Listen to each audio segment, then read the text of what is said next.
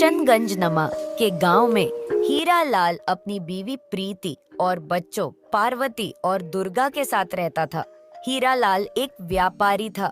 वो अपने काम धंधे के सिलसिले में गांव से बाहर शहर जाता रहता था। हीरा लाल की पत्नी प्रीति की तबीयत ज्यादातर खराब ही रहती थी।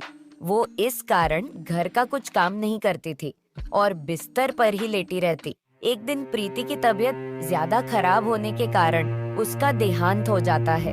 प्रीति के मर जाने के बाद पार्वती और दुर्गा बहुत परेशान रहती।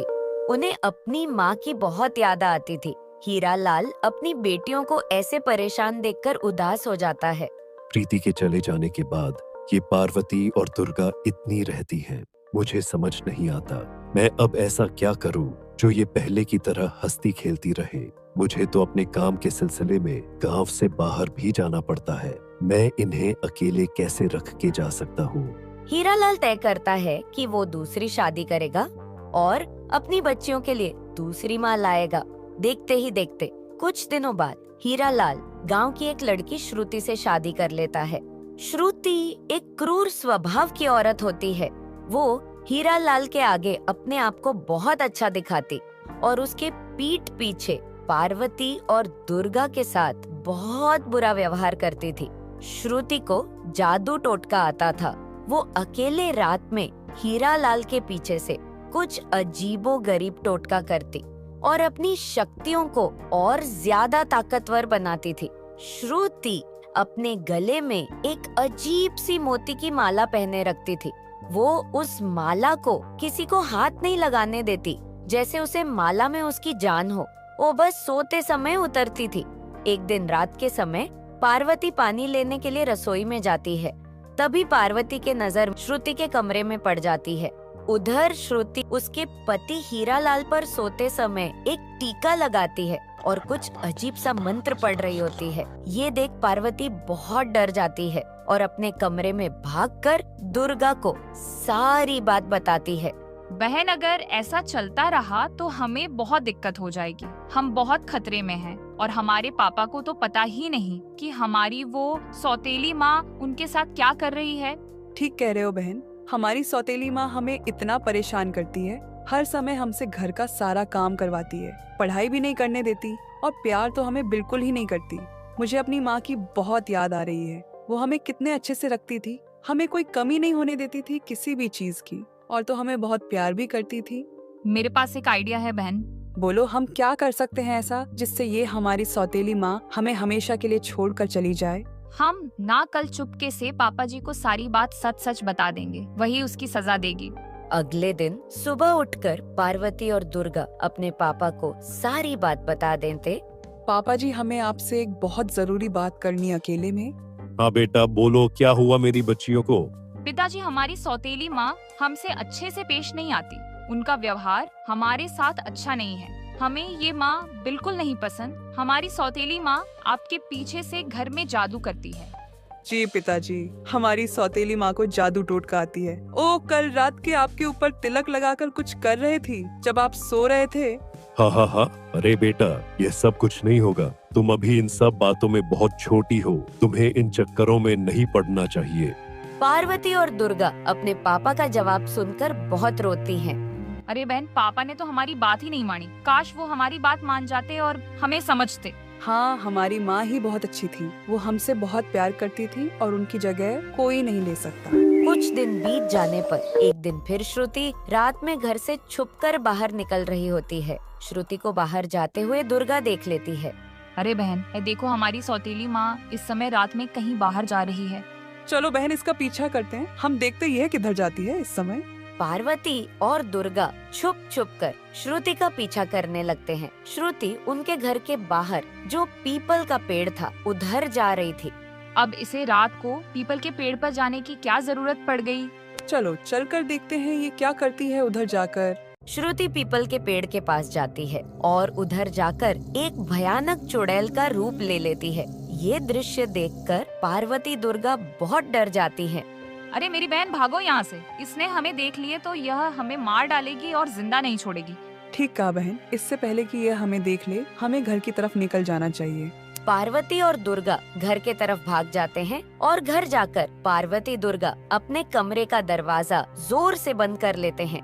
मुझे तो अब सौतेली माँ से और भी ज्यादा डर लगने लगा है। वो पहले तो डांटती धमकाती थी, अब तो हमें पता लगा है कि वो चुड़ैल है। हाँ बहन, अब हमें सावधानी से रहना होगा। अगर हम ये बात पापा को बताएंगे तो वो हमारी बात कभी नहीं मानेंगे। पार्वती अपनी सौतेली माँ के बारे में सोच सोच कर बहुत ज्यादा डर जाती है और जोर जोर से रोने लगती है। अरे बहन, मुझे बहुत डर लग रही है, मैं मरना नहीं चाहती। पार्वती बहुत जोर जोर से रो रही होती है कि तभी अचानक से उनके दरवाजे से एक चमकती हुई रोशनी आती है। अरे बहन देखो, उधर रोशनी आ रही है। तभी उस रोशनी से अचानक उन्हें अपनी सगी माँ नजर आती है। पार्वती और दुर्गा अपनी सगी माँ को देखकर बहुत खुश होते हैं और बहुत जोर जोर से रोने लगते हैं। माँ हमें बचाओ, आप हमें छोड़कर कहाँ चली गई? हम आपके बिना बहुत परेशान हैं। हाँ, हमारी कोई भी बात नहीं सुनता। हमारे पापा भी हमारी बात को बार बार टाल देते हैं। हमारी सौतेली माँ एक चुड़ैल है। माँ, हमारी जान बहुत खतरे में है, हमें बचा लो माँ।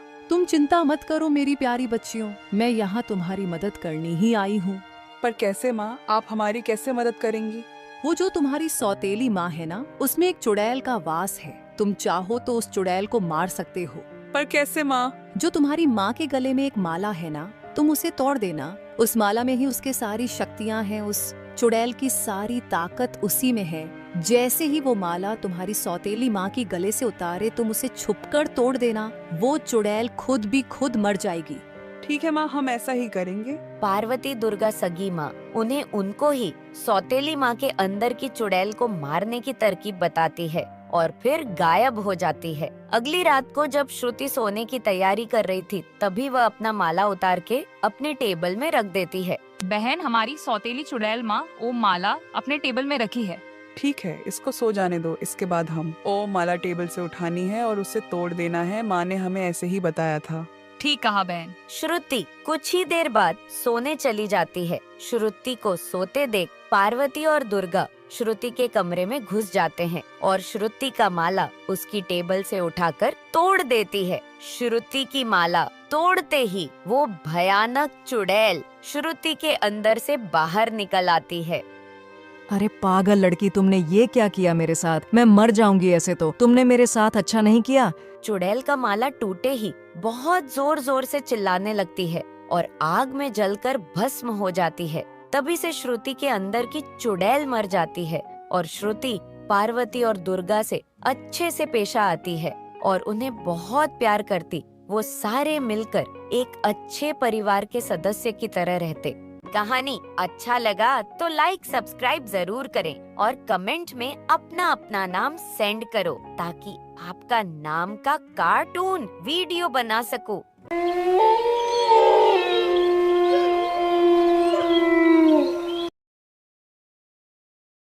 एक समय की बात है, एक छोटे से गांव में रानी नाम की लड़की रहती थी। वह दिखने में बहुत सुंदर थी और उसकी आवाज भी बहुत सुरीली थी। वो अपनी माँ के साथ रहती थी। वो क्लास 6 में पढ़ती थी। वो पढ़ाई में काफी होशियार थी। उसे सभी बहुत प्यार करते थे। वैसे तो उसे किसी चीज की कमी नहीं थी, फिर भी वो उदास रहती थी। उसकी उदासी का एक ही कारण था, उसके पापा। उसने अपने पापा को कभी नहीं देखा था। वो अपने पापा के बारे में हमेशा सोचती रहती थी कि उसके पापा उसके साथ क्यों नहीं रहते। रानी की माँ हमेशा यही कहती, बेटा तेरे पापा शहर गए हैं, उन्हें वहाँ बहुत काम रहता है, तभी नहीं आ पाते। एक दिन रानी अपनी माँ से बात करती है। माँ, मेरे पापा कब आएंगे? रानी बेटा, तेरे पापा को शहर में बहुत काम रहता है ना, तभी नहीं आ पाते। माँ, आप हमेशा ऐसे ही बात कहती हो। मैंने अपने पापा को बहुत सालों से नहीं देखा। पापा कब आएंगे? आ जाएंगे बेटा। माँ रानी को उसके पिता को बारे में बता के दुखी नहीं करना चाहती थी। रानी के पिता के मौत शहर में हार्ट अटैक से मारे गए और रानी बहुत छोटी थी। वो अपने पापा से बहुत प्यार करती थी। वो अपने पापा की मौत का सदमा बर्दाश्त नहीं कर पाती। इसी कारण रानी को उसकी माँ ने नहीं बताया कि उसके पिता की हार्ट अटैक की वजह से मौत हो चुकी है। और देखते ही देखते रानी बड़ी होने लगी। जैसे जैसे रानी बड़ी हो रही थी, उसे अपने पापा की हमेशा कमी महसूस होती थी। रानी को स्कूल में उसकी कक्षा के बच्चे बहुत चिढ़ाते थे।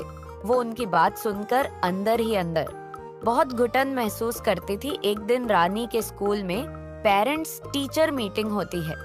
मेरे पापा शहर में बहुत बड़ी कंपनी में काम करते हैं। उन्हें यहाँ आने का समय नहीं मिल पाता, इसलिए वो बाहर ही रहते हैं, ऐसा माँ मुझे बताती है।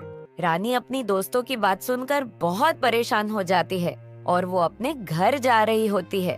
तभी बीच में एक कब्रिस्तान पड़ता है। रानी इस बात से अनजान होती है कि वो एक कब्रिस्तान है। रानी कब्रिस्तान के अंदर घुस जाती है और एक कब्र के ऊपर बैठकर बहुत जोर जोर से रोने लगती है। कोई भी मेरी बात नहीं समझता। मैंने अपने स्कूल में सब दोस्तों को अपने पापा के बारे में बताया है, पर कोई मेरी बात मानने को राजी नहीं। मुझे बहुत दुख होते हैं जब कोई मेरे पापा के लिए उल्टा बोलता है। मैं भी अपने पापा को आज तक नहीं देख पाए। पापा, आप किधर हो? मेरे पास आ जाओ ना। मुझे मेरी क्लास के सारे बच्चे बहुत चिढ़ाते हैं। रानी जिस कब्र पर बैठकर रो रही होती है, उसी कब्र से एक भूत निकलकर बाहर आ जाता है। ये देखकर रानी डर जाती है। तुम डरो मत बच्ची। तुम कौन हो? अभी तक तो इधर नहीं थे, एक दंग से तुम यहाँ मेरे सामने कैसे आए? तुम भूत हो। तुम डरो मत बेटा। हाँ, मेरी मौत हो गई है। अब मेरी आत्मा भटक रही है, पर मैं कभी किसी का बुरा नहीं करता। और मैंने तुम्हारी सारी बात सुन ली थी और मुझे तुम बहुत परेशान लगी, इसीलिए ही मैं तुम्हारे आगे आया हूँ। नहीं तो मैं हर किसी के आगे नहीं आता और कोई मुझे नहीं देख पाता है। नहीं, मुझे तुम्हारी कोई बात नहीं सुननी। तुम जाओ यहाँ से। रानी की बात सुनकर भूत बहुत जोर जोर से रोने लगता है। अरे क्या हुआ? तुम रो क्यों रहे हो? तुम्हें लगता है कि मैं तुम्हें परेशान कर रहा हूँ, मैं तुम्हें डरा रहा हूँ, पर वास्तव में ऐसा कुछ नहीं है। मैं तुम्हारी सच में दिल से मदद करना चाहता हूँ। मुझे तुम्हारे अंदर अपनी बेटी दिखी। जब मैं मरा था, मेरी बेटी भी तुम्हारी जितनी ही बड़ी थी। भूत रानी को अपनी सारी बात बताता है और बहुत रोता है। भूत सारी कहानी बताने के बाद, मैं इसीलिए ही तुम्हारी मदद करना चाहता हूँ। तुम्हें जब भी कोई परेशान करेगा तुम्हारे पापा को लेकर, क्या तुम जब भी मुझे दिल से याद करोगी, मैं तभी तुम्हारे आगे हाजिर हो जाऊंगा। ठीक है। भूत रानी को एक पत्थर देता है। देखो रानी, ये कोई मामूली पत्थर नहीं है जो मैं तुम्हें दे रहा हूँ। इसी पत्थर के जरिए हम मिल सकते हैं। ये पत्थर किसी के हाथ न जाने पाए, याद रखना ये बात। ठीक है। तुम जब भी इस पत्थर को अपने हाथ पे घिसोगी, मैं तुम्हारे आगे आ जाऊंगा। भूत रानी को वह पत्थर देता है और जब भी वो संकट में हो तो उस पत्थर को अपने हाथ पर घिसने को बोलता है। भूत रानी को पत्थर थमा देता है और रानी उसे वहीं चुपचाप अपने बैग में रख लेती है। रानी घर जाकर अपनी मम्मी को इस स्कूल में पेरेंट्स टीचर मीटिंग का बताती है। माँ, हमारे स्कूल में कल पेरेंट्स टीचर मीटिंग है। आपको कल हमारी मैडम ने बुलाए हैं। अरे बेटा, कल तो मैं आपके स्कूल में नहीं जा पाऊंगी। कल तो मुझे बहुत काम है। रानी अपनी माँ की बात सुनकर मायूस हो जाती है। रानी अगले दिन अपने स्कूल जाने के लिए तैयार हो जाती है। आज तो मेरी क्लास में मुझे बहुत ही ज्यादा डांट पड़ेगी। मैडम हमेशा बोलती है कि अपनी मम्मी के साथ अपने पापा को भी मीटिंग में लेकर आओ। आज पापा तो क्या, मम्मी भी मीटिंग में नहीं जा रही। आज मुझे मैडम से बहुत डांट पड़ेगी। रानी बहुत हिम्मत करके स्कूल जाती है। रानी के स्कूल में बच्चे अपने माता पिता के साथ पेरेंट्स टीचर मीटिंग के लिए आ रहे होते हैं। तभी रानी की क्लास के एक बच्ची उसे बोलती है, अरे रानी, आज भी तेरे पापा नहीं आए। कैसे हैं तेरे मम्मी पापा? पहले तो पापा ही नहीं आते थे, आज तो मम्मी भी नहीं आई है तेरी। अब देख मैडम आज तुझे कितना डांटेगी। बच्ची की ये बात सुनकर रानी बहुत जोर जोर से रोने लगती है। रोते रोते उसे याद आता है कि भूत ने उसे एक पत्थर दिया था और बोला था जब भी उसे अपने हाथ पर घिसोगी तो वो भूत उसके सामने हाजिर हो जाएगा। रानी अपने बैग से वो पत्थर निकालती है और उसे जोर से अपने हाथ पर घिसती है और भूत को याद करने लगती है। पत्थर के घिसने के साथ ही भूत रानी के आगे हाजिर हो जाता है। रानी उसे देखकर बहुत जोर जोर से रोने लगती है। अरे रानी, तुम रो क्यों रही हो? क्या हुआ तुम्हें? बताओ मुझे। रानी रोते रोते भूत को सारी बात बताती है। मेरे क्लास के बच्चे मुझे चिढ़ा रहे हैं। आज पेरेंट टीचर मीटिंग है, सब बच्चों का माता पिता उनके साथ आई है। हमेशा मेरी मम्मी हमारे साथ आते थे, आज तो वो भी नहीं आई और पापा तो कभी नहीं आई मेरी स्कूल में। तुम चिंता मत करो बच्ची, मैं आज तुम्हारे पापा का भेस बदल कर तुम्हारे स्कूल में मैडम से मिलूंगा, जिससे बच्चे भी तुम्हें कभी नहीं चिढ़ाएंगे और तुम्हारी मैडम भी तुम्हें कभी नहीं डांटेंगी। रानी भूत की बात सुनकर बहुत खुश हो जाती है। भूत रानी के साथ उसके पापा के भेस में मैडम से मिलता है और साथ ही रानी अपनी क्लास के बच्चों को भी भूत से मिलवाती है। देखो, तुम हमेशा कहते थे ना तुम्हारे पापा नहीं आते। आज पेरेंट्स टीचर मीटिंग के लिए मेरे पापा ही आए हैं मेरे साथ। आज इन्हें काम नहीं था अपनी कंपनी में, तो ये शहर से आ गए हमसे मिलने। तब से ही रानी को उसकी क्लास का कोई बच्चा नहीं चिढ़ाता था और जब भी रानी परेशान होती तो वो अपने पास रखे पत्थर को घिसती और भूत से मदद लेती। कहानी अच्छा लगा तो लाइक सब्सक्राइब जरूर करें और कमेंट में अपना अपना नाम सेंड करो ताकि आपका नाम का कार्टून वीडियो बना सकूं।